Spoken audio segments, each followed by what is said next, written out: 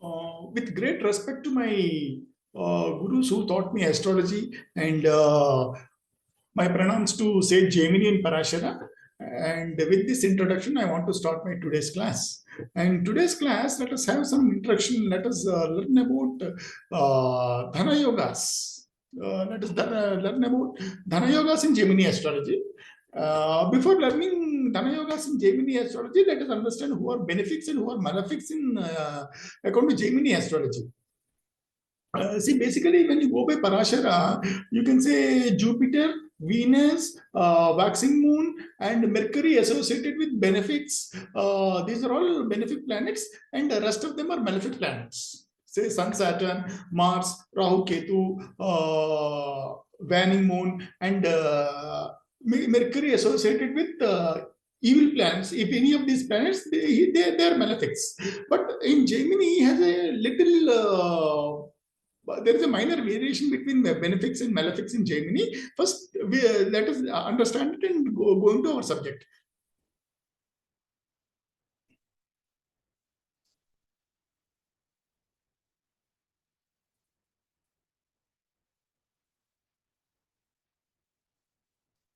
Yeah.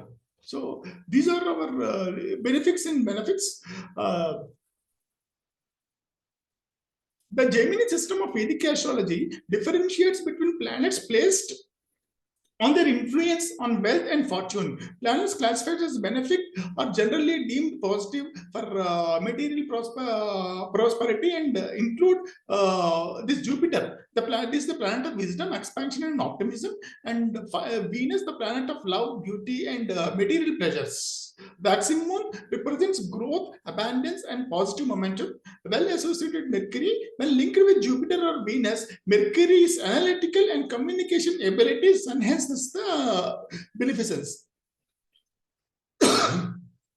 Exalted Saturn and exalted Mars are also considered as benefics in Gemini astrology. In their strongest positions, these planets can offer discipline, focus, and drive leading to financial success. However, not all planets accept positive influence. Malefic planets associated with challenges and obstacles include this Saturn. It represents limitations, discipline, and hardship. I mean, not exalted Saturn. You can even say debilitated Saturn. Mars, it is not exalted planet, not exalted Mars, debilitated Mars, and any other Mars. Symbolizes ambition, aggression, and impulsivity. Debilitated Jupiter and Venus and Moon. When weakened in their debilitated positions, these planets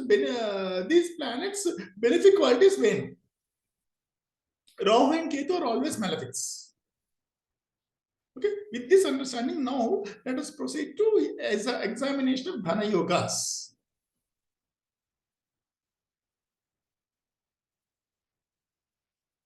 So, how to identify the Dhana Yogas now? Actually, we have to start from Arudha Lagna.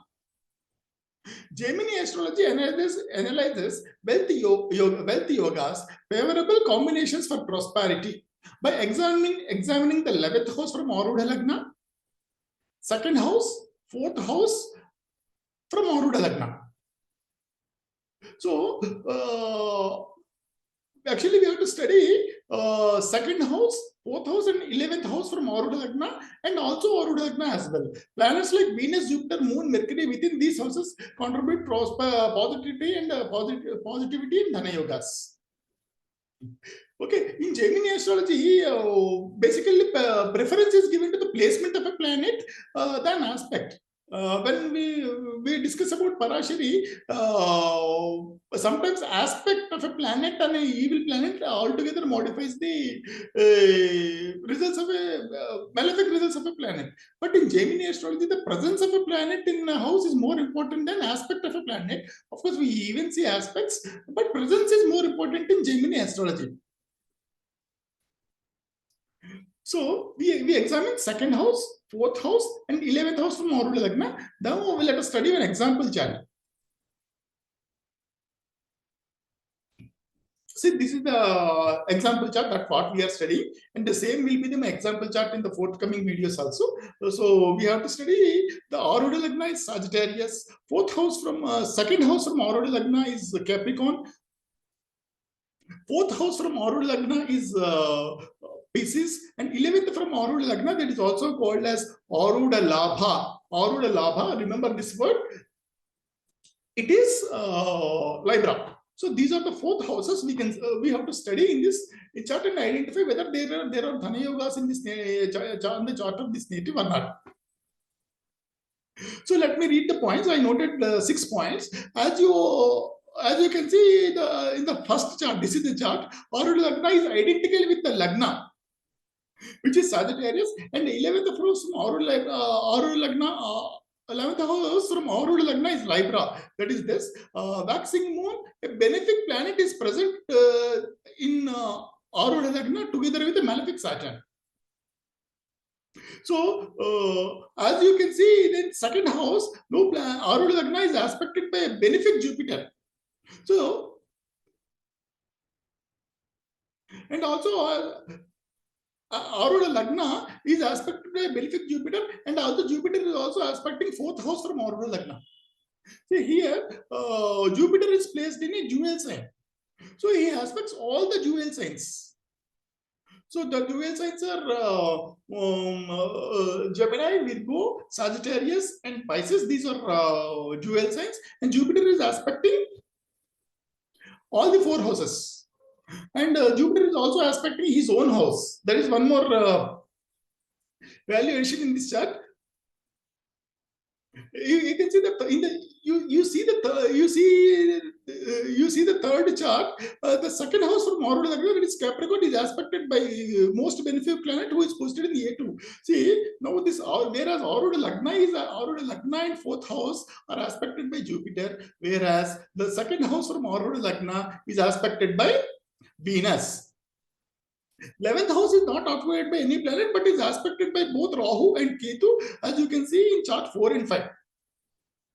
See here, you can see this. This is the 11th house is Libra. It is not occupied by any planet, but it is aspected by both Rahu and Ketu, which is not desirable. Basically, the 11th house itself is the heart and soul for Dhanayogas. The Dhanayogas chart itself is aspected by Rahu and Ketu. We can say that yoga, whatever yoga is caused by influence of other planet, is now damaged. Now leave the fifth point. Let us read. Also in this chart, we can see that the Aruda Labha, Aruda Lagna, Lord Jupiter, fourth house from Aruda Lagna are aspected by exalted Mercury. Mercury is exalted in this chart. You can see Aruda Labha, Lord of Mars, is in conjunct with exalted.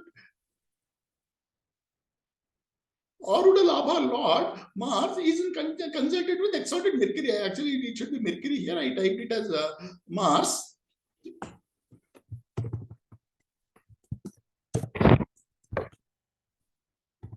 So Mercury is also Dharakaraka. So we can say when Mercury is Dharakaraka, we can predict that she may have some Dhanayogas because of her husband. She may not be directly having these Dhanayogas, because Dhanayogas, as we see, because of the Dhanayogas are ruined because of the aspects of Rahu and Ketu. But still, there is one positive indication is that her Dharakaraka Mercury is exalted, and he is aspected by Lagna Lord Jupiter, and he is conjunct with the 11th Lord Mars, and he is also in conjunct with the Atmakaraka Sun. So in that way, there is a relief for this native from whatever damage caused to the native because of the aspect of Rahu and Ketu on her on the 11th house. So finally, let us read some important Dhanayogas. If 11th house, that is Aruda Labha, house from Aruda Lagna, is aspected by a benefic from 9th house from Aruda Lagna or 6th house from Aruda Lagna, it gives a great Dhanayoga. See, in this, you can see if Aruda Labha is not aspected by any planet, but it is aspected by evil planets. So this point we need not bother about. This first point, whatever is there, this point we need not bother about. When a planet is in conjunct with or aspected by an exalted planet, its strength is often considered considerably enhanced. So that is what we discussed for this. So to the Atmakaraka sun is is in conjunct with the exalted Mercury, who is also the Dharakaraka. So in this chart, Mars is also a Machakaraka, which governs her profession. So she in this way there is a relief for this native. That is how we can conclude this chart. Thank you for watching the video.